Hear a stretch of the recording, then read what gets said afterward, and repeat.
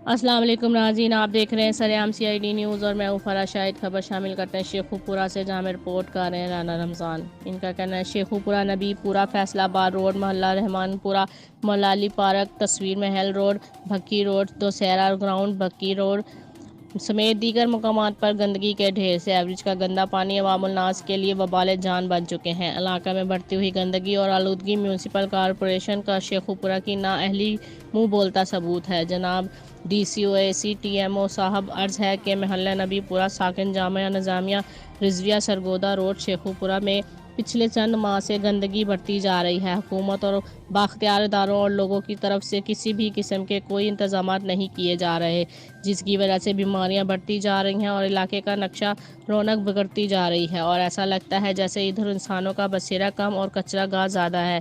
एक अच्छे मुसलमान और अच्छे शहरी होने के नाते हम सब का ये फ़र्ज़ है बनता है कि सफाई सुथराई को सफ़ा अव्वल पर रखा जाए और किसी भी किस्म की गंदगी को फ़ौरन दूर किया जाए और अपने इलाके को अपने घरों की तरह साफ़ रखा जाए, जैसे हम ईमान का हिस्सा भी सफाई और पाकीज़गी है। आपसे इल्तिजा है कि गोया इस मसले को जल्द से जल्द हल करने की कोशिश की जाए और काविश की जाए, ताकि हमारे इलाके की खुशहाली, रौनक और एक सेहतमंद माशरा सरगरू हो। मज़ीद जानने के लिए देखते रहिए सरेआम CID न्यूज़।